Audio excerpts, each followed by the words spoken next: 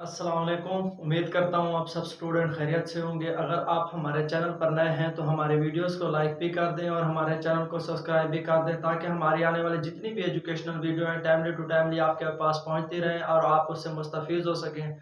तो हम स्टार्ट करते हैं अपने लेक्चर को। आज हमारे पास जो आर्टिकल है वो 9th क्लास के 3rd चैप्टर का आर्टिकल है, जहाँ पे हमने कहा है one body when one body move vertically downward which the second body move on a smooth horizontal surface. वो कहता है कि अगर हमारे पास दो अजसाम है, एक हमारे पास मुतवाज़ी यानी उफ़क़ी हरकत कर रहा है और दूसरा हमारे पास क्या है बेटा, अमूदी हरकत कर रहा है। तो ये आर्टिकल भी पिछले आर्टिकल की तरह है और ये दोनों के दोनों आर्टिकल इंपॉर्टेंट है क्योंकि लास्ट हमारे पास डीजी खान बोर्ड में ये रिपीट हो चुका है। 2000 मेरे हिसाब से 2021 में रिपीट हो चुका है। फर्स्ट टाइम वो फर्स्ट वाला आया हुआ था, सेकंड टाइम जो आज हम आर्टिकल पढ़ेंगे यही आया हुआ था। तो हम स्टार्ट करते हैं। तो देखिए हमने फिग बना दिया। फिग के मुताबिक हम कहेंगे टू बॉडीज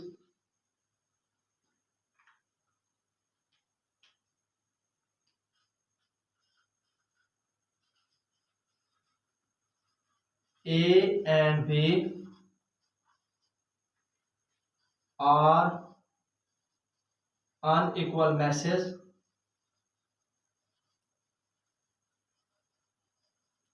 हमारे पास दोनों जिस्म जो है ए और बी दोनों क्या है बेटा, मुख्तलिफ मैसेज के हैं। Attached with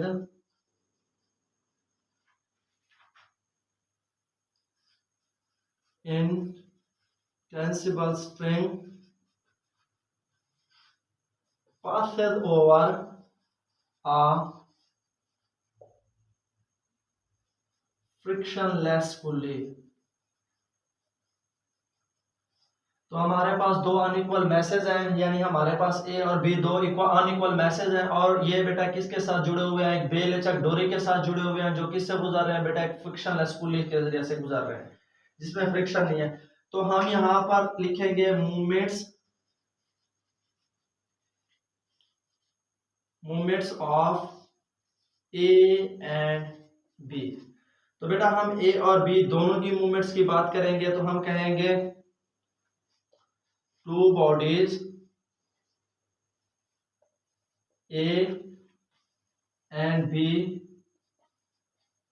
are masses M1 and M2 attached with a string and A move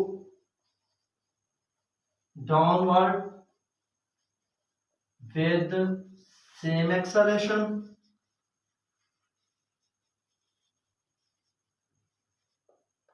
and B move on the horizontal smooth surface। ठीक है बेटा, तो हमारे पास दो जिस्म है ए और बी, जो बेटा हमारे पास जिनके मैसेज है बिल तरतीब M1 और M2 अटैच है, हमारे पास जुड़े हुए हैं एक स्ट्रिंग के साथ। जो हमारे पास ए है वो मूव कर रहा है डाउनवर्ड विद सेम एक्सेलरेशन ए के साथ, और हमारे पास जो दूसरा है बेटा बी है वो मूव कर रहा है horizontal smooth surface with acceleration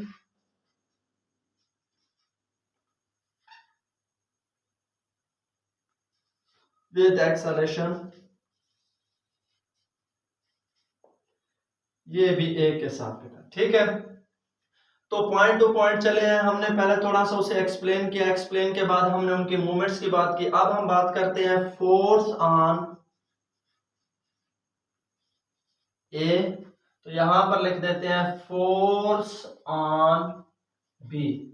तो बेटा देखें बी पर भी हम फोर्स की बात करेंगे और ए पर भी। पहले तो हम आ जाते हैं ए पर। देखिए बेटा हमारे पास एक फोर्स है जो उसको अपवर्ड कर ले रही है यानी टेंशन फोर्स है, और डाउनवर्ड है हमारे पास वही जैसे हमने पिछले आर्टिकल में कहा था। फर्स्ट हमारे पास क्या आएगी बेटा, टेंशन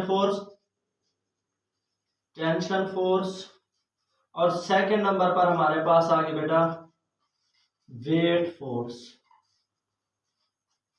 ठीक है बेटा, ये हमारे पास टी, ये हमारे पास डब्ल्यू।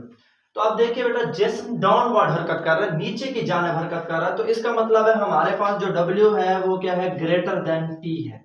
तो हम यहाँ पर ए लिखेंगे, आप जानते हैं हमेशा बड़ी में से छोटी को माइनस किया जाता है, W माइनस टी कर देंगे। तो यहाँ पर आपने लिख भी देना है the body move downward because the weight force is a greater। जब वेट फोर्स ज्यादा होगी तो जिस नीचे की जानब जाएगा, तो हमारे पास आ गया बेटा A is equal to m1g minus T. तो न्यूटन के सेकंड कानून के मुताबिक हमने कहा था कि देखिए बेटा, जो हमारे पास होता है, हम जब कहते हैं ना कि हमारे पास when a force applied on a body, जब फोर्स किसी जिस्म पर असर अंदाज होती है, देन बॉडी प्रोड्यूस एक्सेलरेशन। तो जिस्म क्या पैदा करता है बेटा? Acceleration in the direction of force. The magnitude of acceleration is directly proportional to its force, यानी उस फोर्स के डायरेक्टली प्रोपोर्शनल होता है, and inversely proportional to its mass, यानी उस जिस्म के मास के इनवर्सली प्रोपोर्शनल होता है, और जो उस पर फोर्स लग रही होती है उसके क्या होता है? Directly proportional. तो हमने मसावत फाइंड की थी F is equal to M में। अब देखिए जिस्म डाउनवर्ड भी हरकत कर रहा है, तो यानी इसमें जो एक्सेलरेशन पैदा होगा, तो हम यहाँ पर A is equal to F, तो यहाँ पर हमारे पास m1a आ जाएगा। तो हम इस इक्वेशन को रीअरेंज कर देंगे, m1a is equal to m1g minus T. तो ये हमारे पास होगी बेटा क्या? फर्स्ट इक्वेशन, क्योंकि हमने न्यूटन के दूसरे कानून। अब हम चलते हैं बी की तरफ। तो बेटा बच्चे यहीं पे मार खा जाते हैं कि उनको ये क्लियर नहीं होता कि हमारे पास बी पर फोर्सेस कितनी है। तो बेटा बी पर फोर्सेस हैं 3। एक है हमारे पास टेंशन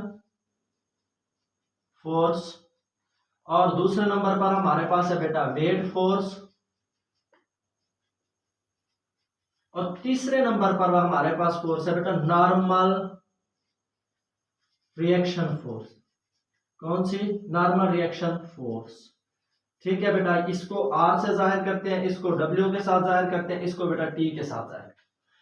अब देखिए बेटा न्यूटन का थर्ड लॉ यहाँ पे क्या कहता है? न्यूटन का थर्ड लॉ ये कहता है कि every action always equal but opposite reaction. Her action का क्या होता है बेटा? रिएक्शन होता है। जो सिम्त में तो हमारे पास क्या होता है बेटा? मुखालिफ होता है, लेकिन होता क्या है? मसावी है। आप देखिए यहाँ पर वेट फोर्स भी है और साथ में नॉर्मल रिएक्शन फोर्स भी है। तो हम ये न्यूटन के थर्ड लॉ में भी कर चुके हैं। तो हमने कहा था कि हमारे पास, जब हमने कहा था कि R बराबर होता है W के, तो ये एक दूसरे के इफेक्ट को क्या कर देंगे? कैंसल। तो R बराबर हो जाएगा हमारे पास mg, तो W की कीमत भी mg होती है, तो ये दोनों एक दूसरे को काट देंगे, यानी हमारे पास ये दो फोर्सेस क्या हो जाएंगी बेटा? जीरो।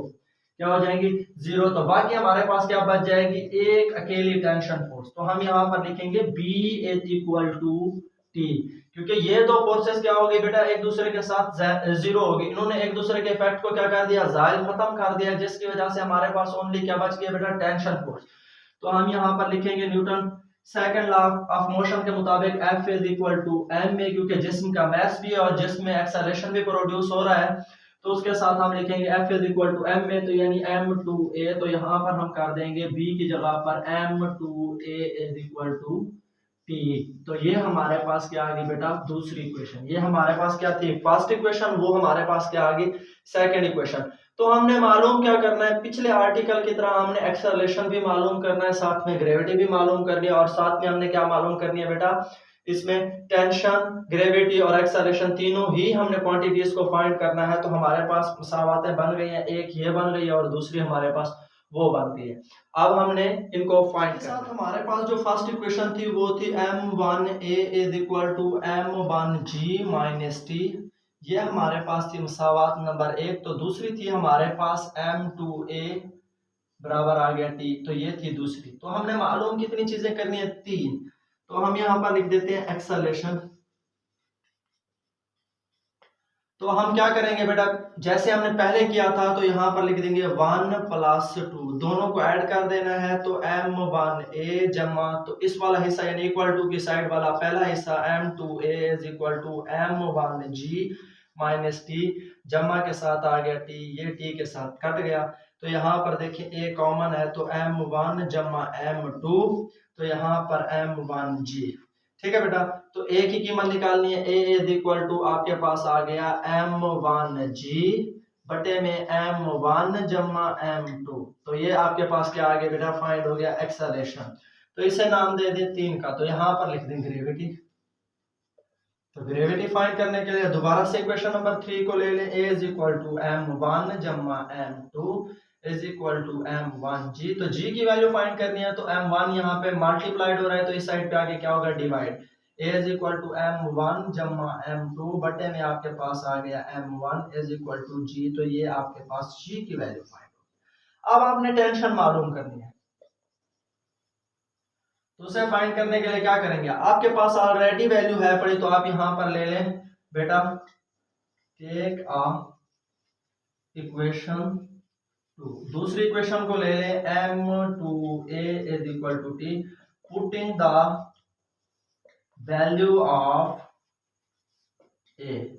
तो आपने a की वैल्यू ये फाइंड की हुई है, तो आप a की वैल्यू यहां पर पुट कर दें। यहां पर आ गया m2, तो m1 g बटे में आपके पास आ गया m1 जमा m2, तो यहाँ पर आपके पास आ जाएगा t। तो यहाँ पर आपके पास t की वैल्यू आ जाएगी m1 m2 g बटे में आपके पास आ गया m1 जमा m2, यानी ये आपके पास आ गई टेंशन की वैल्यू।